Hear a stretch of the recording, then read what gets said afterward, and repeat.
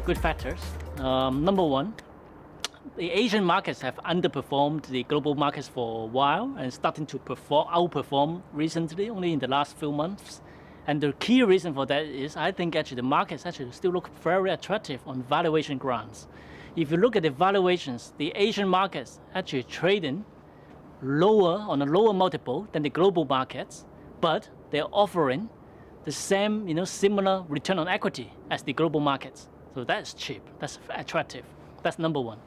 But cheap doesn't mean the markets, can perform. So you do need to have some catalysts.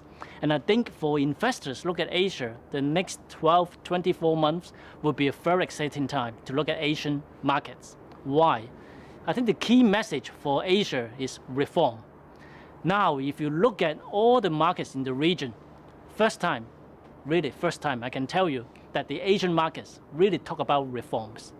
Start with Japan. Japan, a lot of people talk about the three arrows, Abe government and all that. Yes, we can spend hours and hours debating whether the policy is working or not. But underneath, there are some micro things happening within the Japan market. First time, the stock exchange introduced a benchmark focused on ROEs, return on equities. So it forced the companies to think hard on the returns if they want to be included in the index. And if you look at the Korean market, again, first time, the finance minister, the government, actually asked the question, how come the Korean markets trade on a lower multiple or trade a discount to the regional market? It's because the companies in Korea, they have so much cash and they don't want to share with the minority shareholders. So the government actually encouraged the chaebols to spend more cash, as a dividend, to return the dividend, to minority shareholders. Whether it will work or not, we don't know yet, but that is a good sign to see that happening.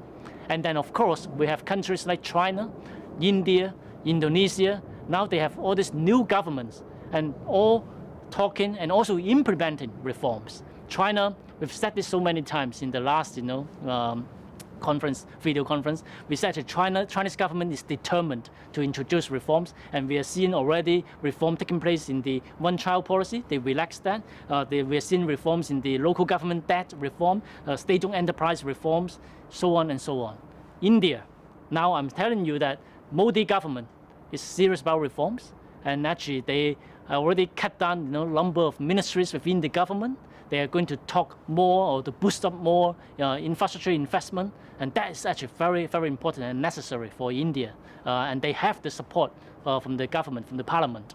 And then Indonesia, actually, in October, they have a new leadership, Jokowi, and he actually has a very good track record before, and we believe actually he's going to talk about, he's going to implement reforms as well. So all this actually means the foreign investors have to start to relook at Asia, because if some of these reforms are going to be successful, and that would actually see the markets to be re-rated further. The Asian markets actually still volatile. It still very much depends on the foreign fund flows. So the last few months, we saw actually the flows came back to Asia, partly because people think U.S. markets are a little bit toppish. People think actually the crisis in Ukraine, Russia actually really hurting Europe, and some of these flows actually come back to Asia. So as a result, the volatility, is also always there, right? In the Asian markets, it depends on the foreign fund flows. That's number one. Earnings picture has stabilized, but it's not, very strong yet, because Asia as a whole still slowing. So the top line growth is not there, but fortunately, the margins or the cost control is actually pretty effective. As a result, the margins actually been very much stabilizing, and that is good. So I think we also, probably need to continue to monitor whether the governments, can really implement the reforms like what I just mentioned, because that's very important. It's easy for them to talk about it, but we need to see action. So these are the key areas we will monitor. I think there's a good chance for the Asian markets, to continue with this outperformance against the global markets. As I said, the outperformance only started within the last 4 months or so, and given the valuations, given the return on equity, and given the expected reforms continue to come through, and given Asia is also under-owned within the benchmark, so there's a good chance for the Asian markets, to continue to see this outperformance started 4 months ago or so.